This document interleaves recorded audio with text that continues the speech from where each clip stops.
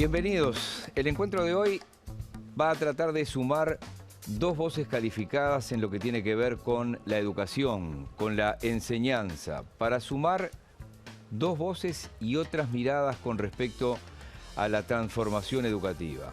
Una transformación educativa que ha entrado ya en una recta final, porque si tenemos en cuenta que en 5 meses ya estaremos en marzo, obviamente que si hay algún estudiante que está mirando y dice, afloja un poco, estoy contando los días para las vacaciones, no para cuando tengo que empezar. Pero sí, vaya hacia el Codicen de la ANEP y en la ANEP están contando el tiempo que falta de aquí a marzo. Los que están trabajando en el programa están contando los días que faltan de aquí a mediados de octubre y los docentes están contando el tiempo para que les expliquen un poco más de qué se trata, qué es lo que van a tener que aprender y aprender con H en el medio y qué es lo que van a tener que planificar de aquí al año que viene. Con muchísimo gusto vamos a recibir hoy al profesor Pablo Cayota, es actualmente director del programa de educación del Instituto Universitario CLAE. Pablo, bienvenido, un gusto. Gracias. Pablo Cayota es además director general del Instituto de Educación Santa Elena, acá en Montevideo y también en Lagomar, integrante del Consejo Ejecutivo, técnico, experto y orientador del programa Promejora de la ANEP, profesor de Historia del Instituto de Profesores Artigas. Ha sido integrante de la Comisión Directiva del Instituto Nacional de Evaluación Educativa, el INED, cargo que dejó o cargo al que renunció en 2019 en medio de una polémica pequeña o polémica mayor, porque en algún momento dijo el instituto había comenzado a perder independencia y autonomía. Larguísima trayectoria en el CLAE, desde el Instituto CLAE hasta el Instituto Universitario CLAE y Universidad CLAE, ¿no? Exacto. Nos va a acompañar también el profesor y magíster Martín Pasturino. Martín, bienvenido. Gracias. Martín es profesor en educación y su relacionamiento con el trabajo y el empleo. Ha sido consejero de educación secundaria desde 2007 y 2010 por casi 4 años. Profesor universitario, docente en educación técnico profesional en la UTU, investigador apasionado en temas vinculados a la enseñanza. Y yo diría que esto último lo agregué yo cuando hice el resumen del currículum, se los diría a los dos, porque los dos son investigadores apasionados de algo que los ha ocupado en más de 2/3 de su vida, sin duda, el tema de la enseñanza y la educación. Voy a hacer una brevísima introducción que tiene que ver con lo difícil que parece desde afuera una reforma educativa. Y me voy a trasladar al año 95 y 96, segundo gobierno del doctor Julio María Sanguinetti. El presidente Sanguinetti carga con aquella reforma educativa del año 72, gobierno constitucional todavía de Juan María Bordaberry, una reforma de la educación que entre otras cosas creó los consejos, el CONAI, que después fue el CODICEN, pero lo dejamos ahí para no ir tan atrás. Año 95-96, segunda presidencia de Sanguinetti y la reforma Rama. Año 2008, ya pleno gobierno del Frente Amplio, se aprueba y promulga la ley 18.437, conocida como la Ley General de la Educación, con 120 artículos. Solo 2 años después, José Mujica, entre su discurso, o uno de los picos altos de su discurso, con la presencia, entre otros, allí a muy pocos metros en el hemiciclo de la Cámara de Representantes, de la Asamblea General, de, por ejemplo, Hillary Clinton, habló de, ¿se acuerdan? Educación, educación y otra vez educación. Fíjense ustedes, ¿no? 95, 96, 2008, 2010. Marzo de 2015, Tabaré Vázquez asume su segunda presidencia y en la en la cadena de radio y televisión de ese mismo 1 de marzo, dedica un capítulo muy importante de su alocución a hablar sobre sus planes educativos desde ese momento hasta el 2020. Noviembre de 2015, José Mujica, entrevistado por un programa muy visto, Salvados, de la televisión en España, dice que no pudo avanzar en lo que quería. Vamos a arrancar con un disparador en el que me ha ayudado Nacho Mastandrea para la edición, recordando algunos segundos de Tabaré Vázquez en marzo del 2015 y de Mujica en noviembre de 2015, para después iniciar con la presencia de estos invitados una disertación que quiero que arranque. ¿Por qué es tan difícil reformar la educación? Lo vemos.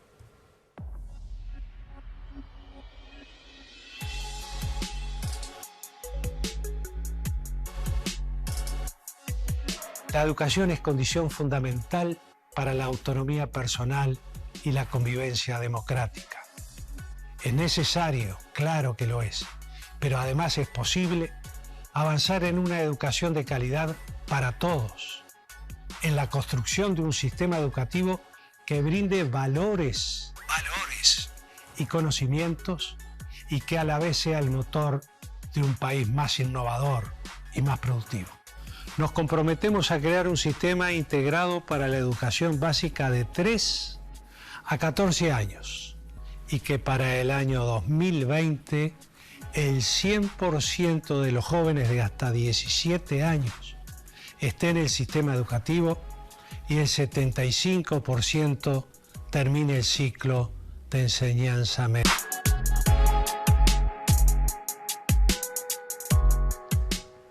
Y por ahí vamos a arrancar, Pablo, comienzo contigo. ¿Por qué es tan difícil instrumentar cambios en la enseñanza? Cambiar la educación es complejo, es difícil. Implica cambiar estructuras, implica recursos, implica impactar en más de 60.000 docentes que tiene nuestro sistema educativo, implica impactar en centenares de miles de familias. Alguien ha dicho alguna vez que el sistema educativo es como un gran barco con un timonel pequeño, ¿verdad? Que cuando hay que doblar el timonel, aún haciéndolo bien, ese barco demora tiempo en cambiar de rumbo. Yo creo que hemos discutido muy mal en el Uruguay sobre educación en los últimos 30 años. Nos ha costado una enormidad ponernos de acuerdo a nivel político y social, más allá de que a veces han aparecido acuerdos políticos, luego han aparecido acuerdos políticos en el qué, pero se dificulta luego el cómo. Y en educación es tan importante el qué como el cómo. La implementación en educación es esencial. Y creo que si no nos ponemos de acuerdo, si no se construyen algunos acuerdos, aunque sean mínimos, que le permitan dar sostenibilidad en el tiempo, es muy difícil la transformación. Y podremos cambiar la ley, podremos cambiar los marcos curriculares, podremos cambiar los presupuestos, pero si no cambia lo que sucede cada día adentro de un salón de clases, en un aula, en un espacio intencional de aprendizaje, si no cambia lo que allí sucede, al final del día no cambia nada. Estoy anotando esta última parte, porque es clave, obviamente, es clave, es donde se ejecuta la reforma. ¿Por qué es tan difícil, Martín? Bueno, hay una cosa que es casi previa, que es cómo se generan las políticas públicas. En realidad es una política pública. Esto es como cambiar el tema de la salud, que se hizo un cambio, como cambiar otras cuestiones de tipo social, con la dificultad que la enseñanza tiene muchísimos actores. Y en políticas públicas desde los años 50 se sabe que el rol de los actores es fundamental. Eso tiene una secuencia lógica, que es pasar de una necesidad que la ven los técnicos a una agenda pública, y de una agenda pública a una agenda política.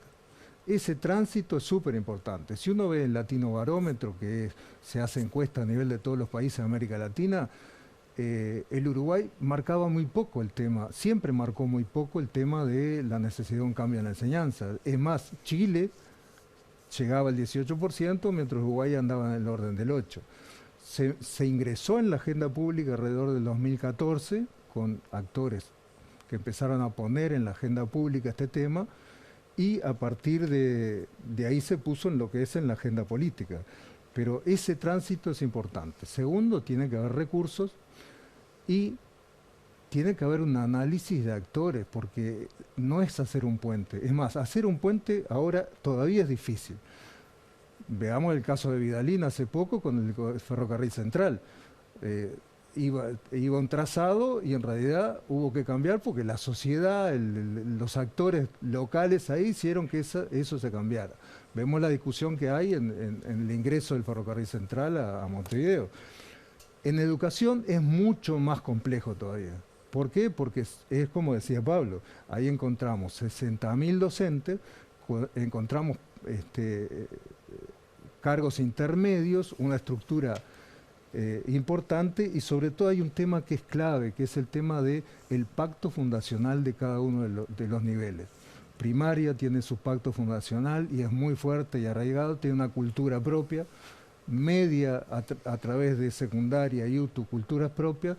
Tanto es así que la ley del año 2008 pretendió generar un solo ciclo básico, y eso quedó en la ley plasmado y se hizo bastante difícil.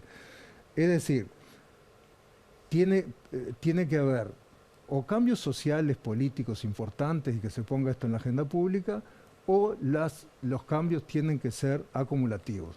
En el año 81 la UNESCO hizo un estudio sobre esto y en realidad vio que en algunos países se hacían revoluciones, cambios fuertes en lo político, social y económico, y se podría lograr eso. Tal es el caso de Finlandia en el 71. ¿Ah? Finlandia comienza en el 71 con esos cambios súper importantes. Y después, lo otro necesario es que si no se puede llegar a eso, hay que hacer acuerdos muy amplios, una base muy amplia. Si no hay base amplia, si son reformas de gobierno y no de Estado, esas reformas terminan en simplemente planes pilotos y desaparecen, como se revirtió la derrama, por ejemplo. Bien, vamos a poner ahí, han tirado muchas cosas, he sacado mucho apunte, de hecho me he comportado como un buen alumno. Vamos a hacer una primera pausa y vamos a ir profundizando en algunos de esos puntos. Ya venimos.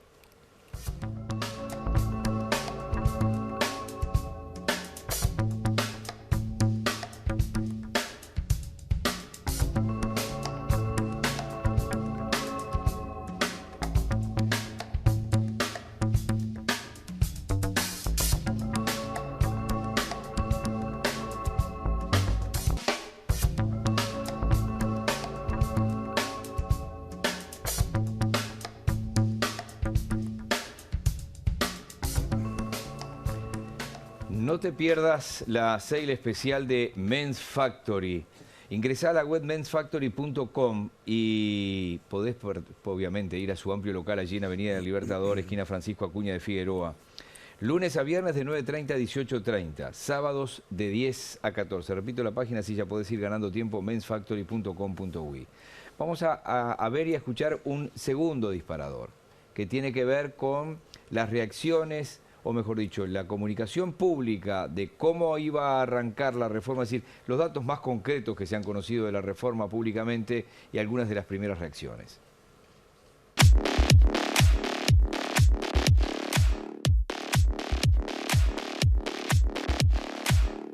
Primero se aprobó un marco curricular nacional comprensivo de todos los niveles educativos, inicial, primaria, secundaria, UTU, que establece competencias generales y un perfil de egreso de la educación obligatoria.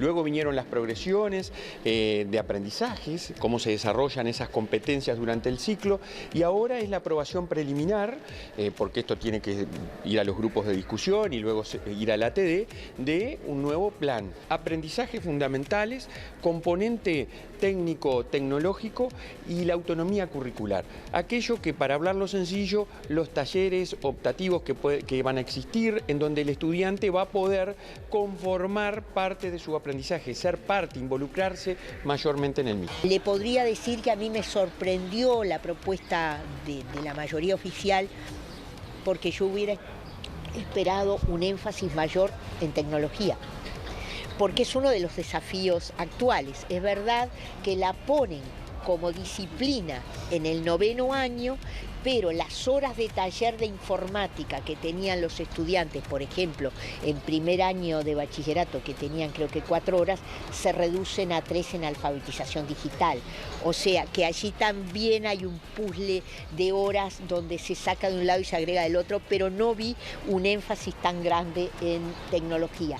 El tema de la evaluación todavía es un próximo paso que vamos a dar.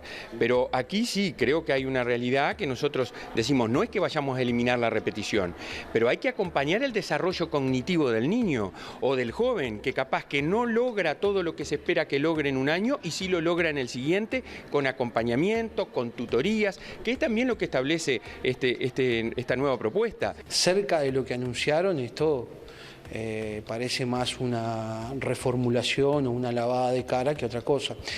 No obstante, preocupa en forma muy importante la falta de seriedad institucional. Primero, largar un documento de esto filtrado a la prensa antes de convocar a los espacios correspondientes para ser valorado cuando esto afecta las condiciones de trabajo y el acceso al trabajo, por ende había que haber convocado espacios de negociación colectiva. Además quiero decir que nosotros vamos a respetar la ley de negociación de trabajo, es decir que nadie puede quedar afuera por este motivo y se le van a buscar soluciones. Pero yo creo que el diagnóstico es apresurado, está bien que se hayan preocupado, pero no se apresuren a tomar decisiones o a dar por hechas decisiones que todavía no están tomadas.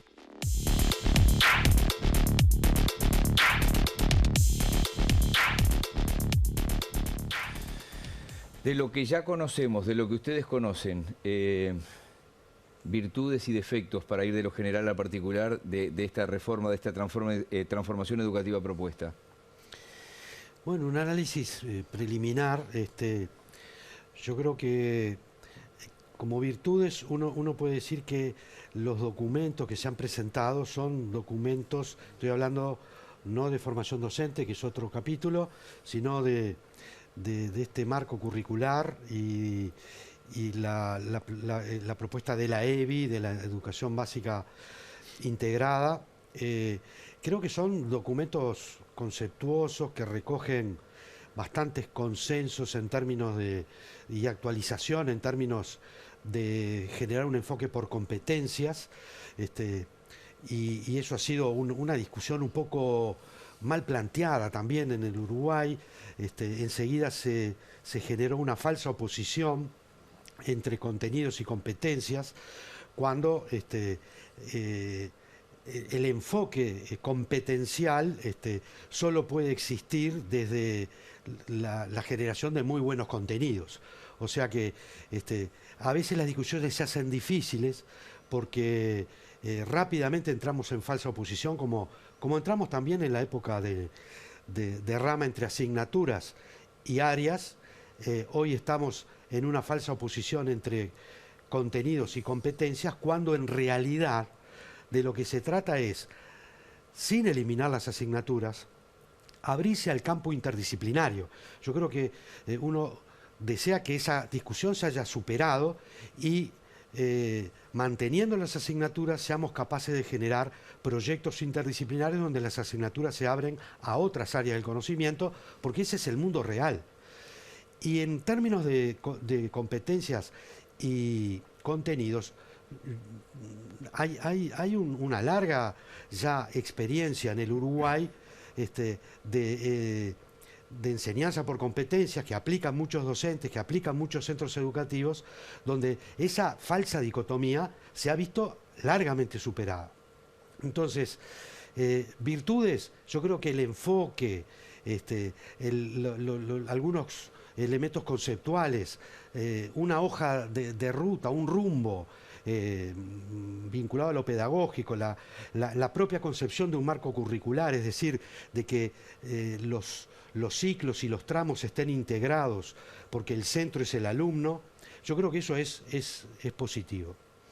Pero como siempre, eso es solo una parte de esto, y obviamente quizás el tiempo, el timing, la forma no ha sido lo suficientemente pausado como para generar una estrategia de cambio y de convicción que es imprescindible para poder avanzar. Entonces, te corto ahí, sí. Te corto ahí. Es decir, desde el gobierno, sobre todo los principales referentes en el Parlamento, te dicen que obviamente la pandemia cortó esos tiempos, ¿no? Es decir, que fue inevitable. Martín, tu primera evaluación de lo general para después ir a lo particular con respecto a lo que ya se conoce de la reforma. Bien, yo creo que hay tres restricciones importantes que tiene este gobierno para llevar adelante esta reforma.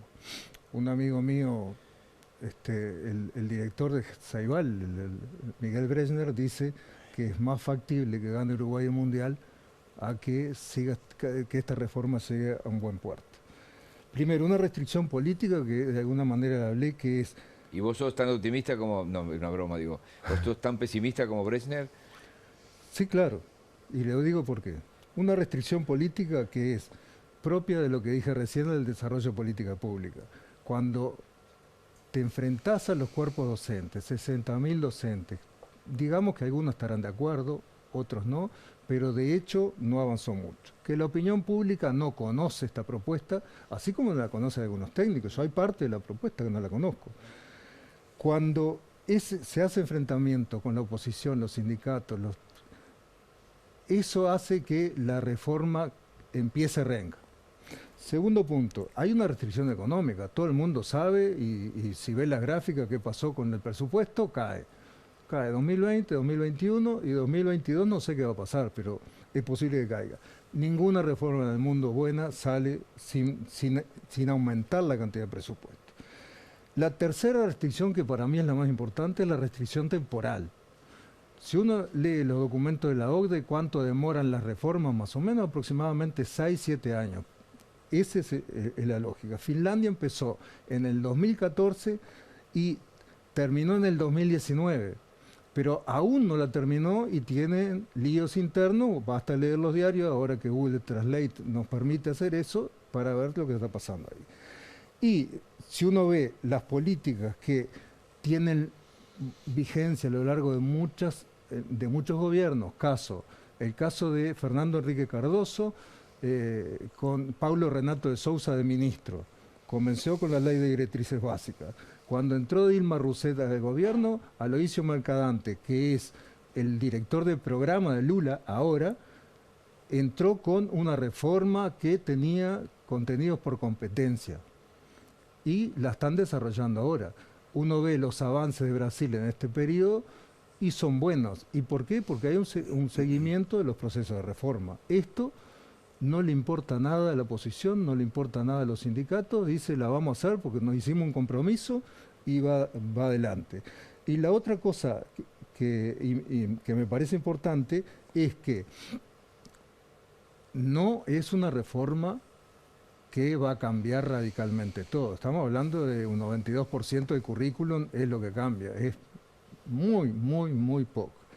¿Qué aspectos importantes? Porque esto hay que rescatarlo. Yo creo que el marco curricular de 3 a 19 años, se pensó hacerlo desde la época, Tabaré Vázquez lo dijo al principio en la presentación.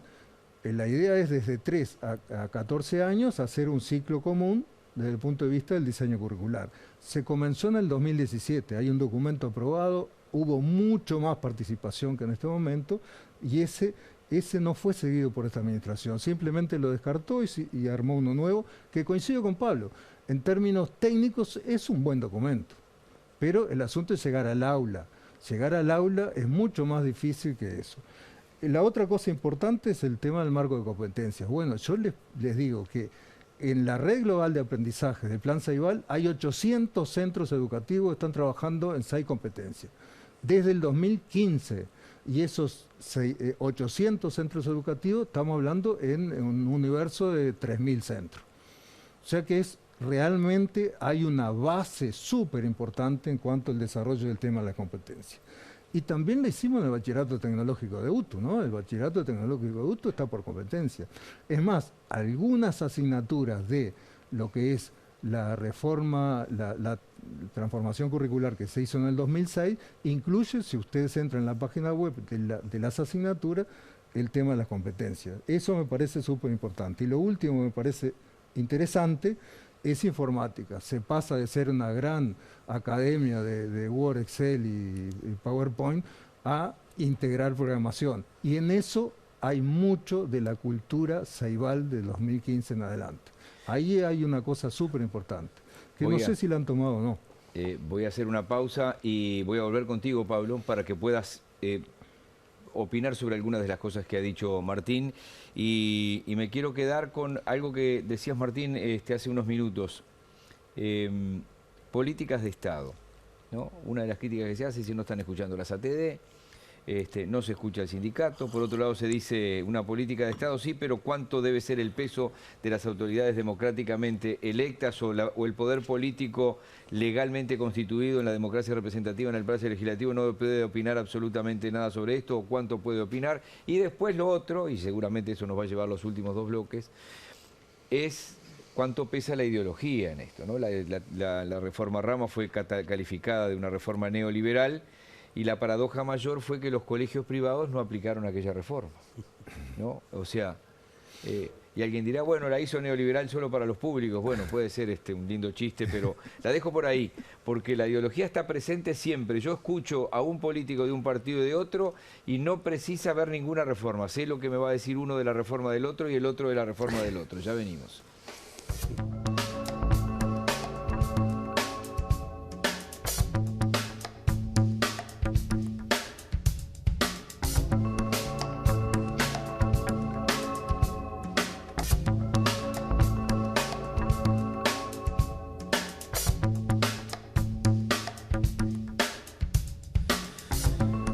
Si no se integra a todo el mundo, y me hago una pregunta, ¿se corre riesgo incluso de que en el aula, lo que tú decías cuando se aterrice, haya un boicot a la reforma? Pero eso lo dejamos para más adelante. Con respecto a las puntualizaciones que hacía Martín, Pablo. No, estoy de acuerdo en la gran mayoría de sus planteos. Básicamente, hacer una reforma para responder a los problemas que tiene el sistema educativo uruguayo sin recursos es muy difícil. No quiere decir que todo sea un tema de recursos, pero la mejora presupuestal es una condición necesaria, aunque no sea suficiente para mejorar la educación. En ese sentido, creo que más allá de las circunstancias, de los problemas del país en su momento, creo que hay que también tener señales de que estamos trabajando en un proceso de cambio para resolver problemas muy serios que tiene el sistema educativo uruguayo. Creo que los problemas de inequidad que tenemos son graves. Depende del barrio donde naciste, dependerá cómo tú te va a ir. Tenemos altos índices de... ¿Pero eso no es problema de la escuela o es problema del hogar? Porque uno le pide a la escuela todo cuando en realidad tiene que haber una familia del tipo que sea atrás, un hogar tendría que haber. Tiene que haber hogar, pero la realidad que tenemos es esta. La escuela está justamente, el centro educativo, para tratar de revertir los puntos de origen. El contexto para igualar. Sí, el contexto es muy importante para determinar cuál es el resultado, pero no todo es contexto. Y me parece que en lo que le compete al sistema educativo, el sistema educativo tiene que ser capaz de ser parte, siendo parte de este problema, ser parte de la solución. No podemos decir, arreglame la pobreza, que yo después los educo. Me parece que parte del desafío de la lucha por la justicia educativa que mencionaba Juan Carlos Tedesco es esto, es encontrar caminos junto con otras políticas públicas que ayuden a que el sistema educativo distribuya democráticamente el conocimiento. Que eso hoy no está sucediendo. Tenemos un índice de egreso del 42% en la enseñanza superior, la enseñanza obligatoria en el Uruguay. O sea, 6 de cada 10 no terminan. Claro, pero de esos, solo el 18% de ese 42% es de las zonas más vulnerables. Quiere decir que estamos generando una brecha educativa, una brecha social muy importante desde los propios resultados educativos. Yo creo que la urgencia de la hora amerita a que vayamos paso a paso. Decía Napoleón o Fernando VII, está en discusión quién lo dijo, vístame despacio que estoy apurado. Es urgente, pero hay que hacerlo paso a paso. ¿Están muy apurados en este momento? ¿Los ves muy apurados? Yo creo que sí. Faltan los 2 años, se comieron los 2 años de la pandemia. Claro, la pandemia impactó, pero creo que a veces apurar demasiado el tranco termina perjudicando los objetivos que se buscan. El senador José Carlos Maía, por ejemplo, de Asamblea Uruguay, decía, empiecen con planes pilotos o en algunos centros pilotos, esa es la palabra correcta, o la expresión correcta, y se le dijo desde el CODICEN, no, se va a arrancar en todos lados. Sí, yo no creo que sea un tema de centros pilotos. Las experiencias pilotos son discutibles en términos de probar un modelo determinado para ser amplificado en todos los contextos. Porque, como decía también Tedesco, en esto del cambio educativo es muy importante el proceso y no tanto el producto. Y el producto es fundamental, puede ser bueno en un lugar y no bueno en otro. Entonces, una experiencia piloto solo no alcanza. Creo que implica un proceso más largo de discusión, de intercambio, de búsqueda y de habilitación, que no todos los caminos tienen que ser iguales. Sí, los puntos de egreso, pero no todos los caminos tienen que ser iguales. Yo quiero cerrar con esto, esta parte, y decir que agregaría que para bailar un tango se precisan dos. Yo creo que hay mucho apuro en el gobierno y hay demasiada oposición en los sindicatos. Desde hace 20 años apoyo a los sindicatos en su reclamo por mayor presupuesto, pero a la vez tengo que decir y reconocer que se han opuesto siempre a muchas propuestas y no han presentado propuestas alternativas. Entonces, me parece que también hay que hacer una apelación a moderar el tranco y a que los sindicatos también sean parte de esta discusión con propuestas que pongan arriba de la mesa. Con respecto a esta última parte, que fue parte de lo que, como yo terminé el bloque anterior, ¿es una reforma neoliberal esta, en tu opinión, Martín? No, para nada. La parte de ANEP, no. El tema está en lo que corresponde a la propuesta del Ministerio de Educación y Cultura en lo que tiene que ver con la formación docente. Notoriamente ahí dicen que quieren crear un mercado, porque llaman a las entidades privadas, van a poner un subsidio a través de becas, que son alrededor de $500 mensuales por cada uno. Es posible que tengan la intención de generar un mercado. Si no es la intención, esas son las herramientas. Sobre lo que decía Pablo, a mí me parece súper importante lo que planteó Tedesco. Tedesco, digamos, de la UNESCO, fue una de las mejores de América Latina en la UNESCO. Fue ministro de Educación de Argentina, es un sociólogo de nota, murió ya hace un tiempo, y planteó la calidad de la educación. No es un proyecto solamente educativo, es un proyecto social. Quiere decir que tiene que haber varias patas de la actividad del país que tienen que converger a eso. Cuando hablaba recién Pablo, que en los barrios más vulnerables solo el 19% culmina bachillerato, eso en el 2019. Pero si uno mira para atrás, en el año 2006, era solo el 8%. ¿Qué decimos con esto? Bueno, cuando el primer quintil, que es el 20% más pobre, es el más grande de todos. Tiene un 34% de los jóvenes. Ese 34% de los jóvenes tienen condiciones económicas muy precarias para mantenerse dentro del sistema educativo. Y ese conjunto de jóvenes anda alrededor de unos 40 y pico de mil. O sea que es enorme la cantidad de jóvenes que están en esa situación. Y la otra pregunta que tú hacías es con las políticas públicas, la política de gobierno y las políticas que tienen que ver con política de Estado. Hay políticas de gobierno que logran pasar a la otra administración y siguen. Caso, 3 y 4 años, que empezó Germán Rama, caso bachilleratos tecnológicos, también Germán Rama, y otras que se trancan. Por ejemplo, ciclo básico del proyecto de Germán Rama se desbarató en la administración colorada siguiente. O sea, el propio Bonilla en esa época desvinculó todos los grandes cambios que había propuesto. Y a partir de ahí se empezó a avanzar. Yo lo que quiero señalar es que tampoco es que haya pasado nada en estos periodos, en estos 15, 20 años. Si uno lee la propuesta de Edu 21, el diagnóstico es que no se hizo nada y lo dice a texto expreso en este periodo. Si uno lee la propuesta firmada con el Banco Mundial, el acuerdo firmado con el Banco Mundial de esta administración, dice también los grandes avances que hubo. ¿Y cuáles son? Se pasó del 67% de promociones del ciclo básico al 80,7%. Se pasó de 36,9% de egresados de bachillerato al 46%. Según la CEPAL se pasó del 27 al 43%. O sea que han habido avances, no es que todo está mal.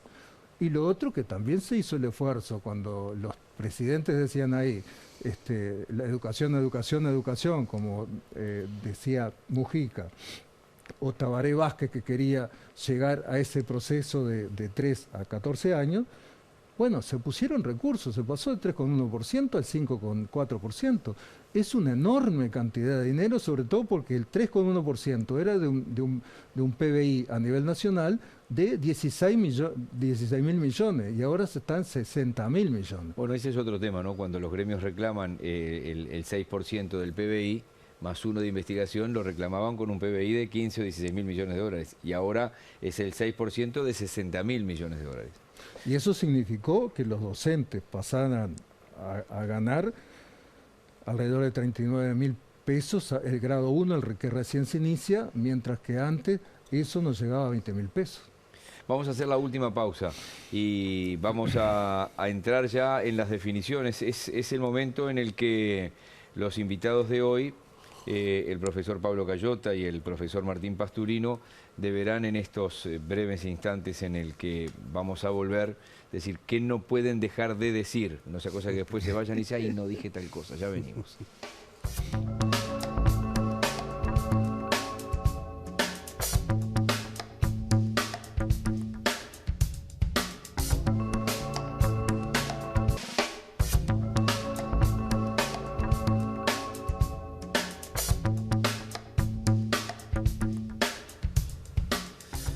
Ustedes vieron que yo arranqué con un rápido repaso de la reforma, la ley de educación del año 2008 y 2 años después Mujica hablaba de educación, educación, educación. Bueno, se creó la UTEC en su periodo, se intentó darle un impulso a la UTU que él dice no logré, fracasé, dice llega Tabaré Vázquez y dice otras cosas más. Si gana el Frente Amplio, es decir, ¿qué vida tiene una reforma de este tipo? Arranco contigo, Pablo, porque quedan 2 años para las elecciones.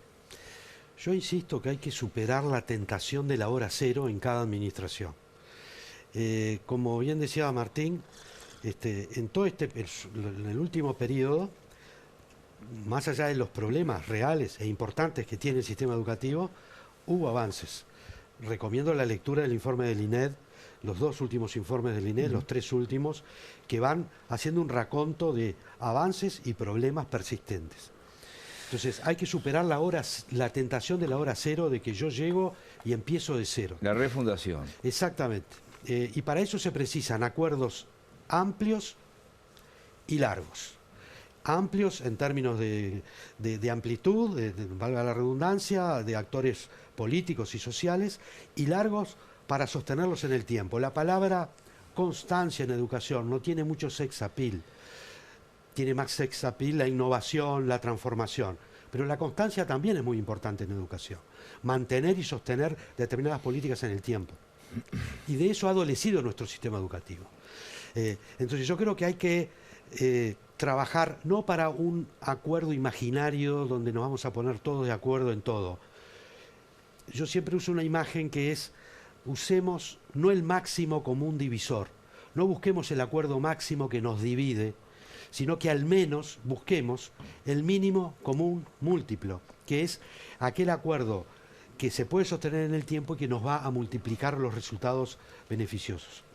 Y en ese sentido asumir que como sociedad uruguaya tenemos que seguir mejorando, porque yo reconozco los avances que se produjeron, pero creo que son insuficientes. En una sociedad que bajó la pobreza en términos muy importantes en los últimos 15 años, en ese periodo, que aumentó el presupuesto de manera exponencial, sin embargo, los avances en algunos resultados no estuvieron a la altura.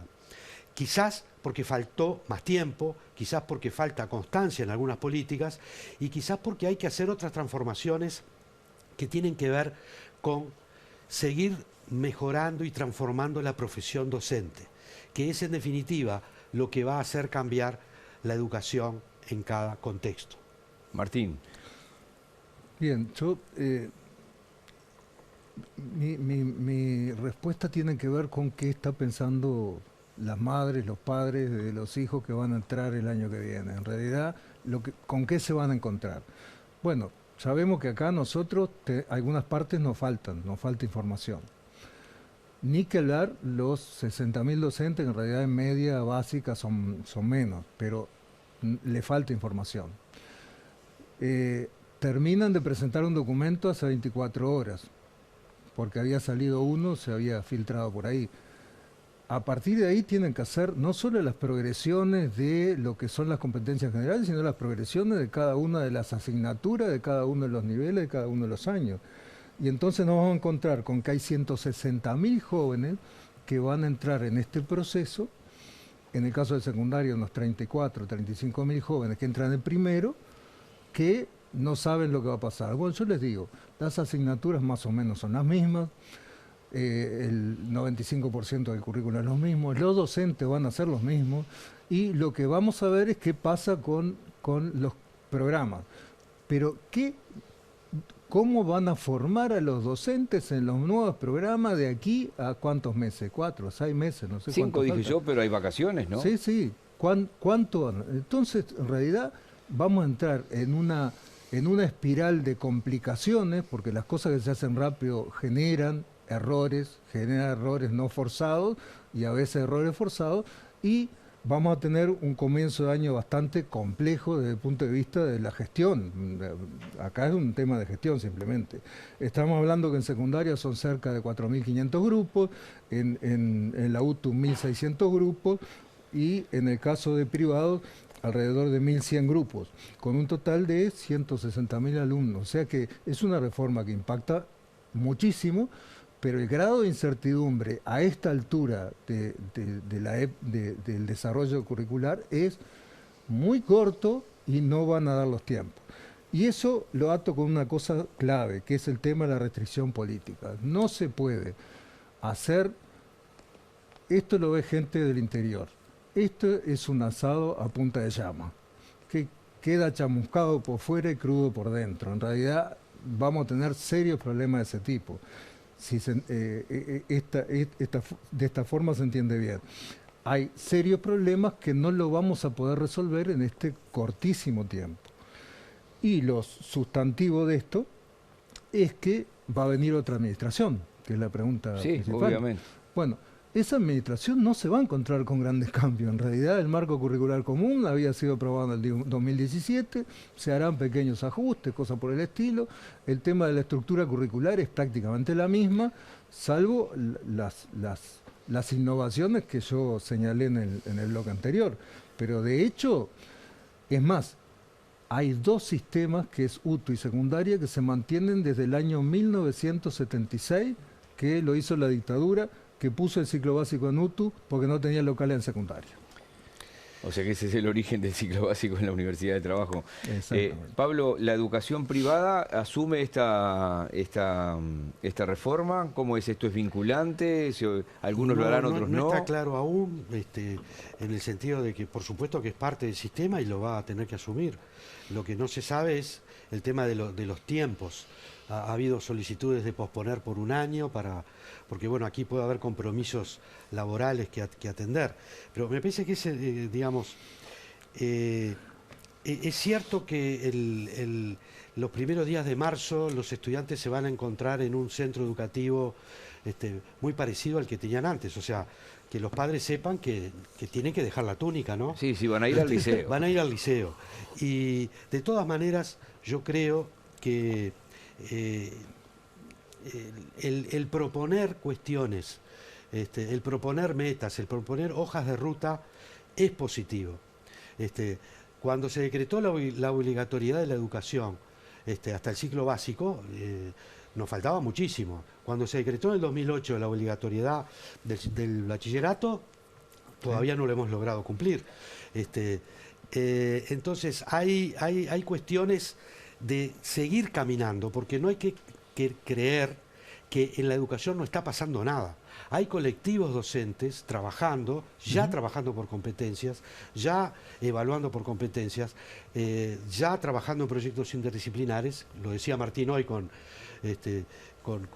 respecto a algunas innovaciones que ya hay en el sistema. La red global. A la red global de aprendizajes. Ahí está. Y muchos otros centros. Un minuto final para cada uno. ¿Hay mucha ideología a la hora de debatir esto, tanto de un lado como del otro? Es decir, ¿pesa mucho la ideología? De afuera a veces parece que sí, ¿no? Bueno, las acciones humanas todas tienen de alguna manera ideología, cada una de las personas tiene. No, y todo acto es político, pero es claro lo que pregunto, ¿no? Si hay mucha política partidaria en esto. Bueno, algunos de repente... Bueno, a mí me llamó la atención que un politólogo bastante renombrado planteara en Búsqueda que estaba todo muy bien lo de la reforma, pero no era posible que no haya dicho que no se va a presentar como a candidato a presidente Robert Silva. Y eso sabemos cómo es el asunto, se puede decir que no, pero después, mis amigos me llamaron, es el momento, cambió la hora, y eso es clave, porque no se puede llevar un proceso de esta envergadura con aspiraciones de tipo político, y entonces se mezcla y empiezan a aparecer cuestiones de tipo político que en realidad lo que hacen es complica más el asunto. En realidad el año que viene, cuando se ingrese a los cursos, vamos a estar en una situación donde las contradicciones y discusiones se van a hacer de tipo político. Y del otro lado los sindicatos dicen, no, esto es una reforma de los blancos y los colorados de Cabildo Abierto, no votó nada. Bueno, esto vamos a aclarar, viene de muchas propuestas que vienen de los distintos partidos, ¿no? Muy exagerada, ¿no? De hecho, de los 136 liceos que planteaba Talvi, quedó en 60 y en realidad nuevos edificios se van a hacer 10. Esa es una... Pablo, minuto final. Yo creo que gran parte de la responsabilidad en el bloqueo a la transformación, en los cambios, no de ahora, sino en los últimos años, es responsabilidad de los partidos políticos. Cuando se acusaba a los delegados docentes de bloquear las transformaciones en los consejos, yo siempre fui muy claro y lo dije. Acá lo que falta es un acuerdo político que se anime, que tenga el coraje para desarrollar una propuesta creíble, aceptable por vastos sectores y que sea respaldada por todo el espectro político. Por tanto, si acá hay bloqueo a los procesos de transformación, en los últimos 30 años en Uruguay ha sido por falta de coraje político para construir acuerdos de largo plazo entre los partidos políticos del Uruguay, que a su vez pueden y deben dar participación a los sectores sociales. Profesor Pablo Cayota, muchísimas gracias, Pablo. Profesor Martín Pasturino, muchísimas gracias también.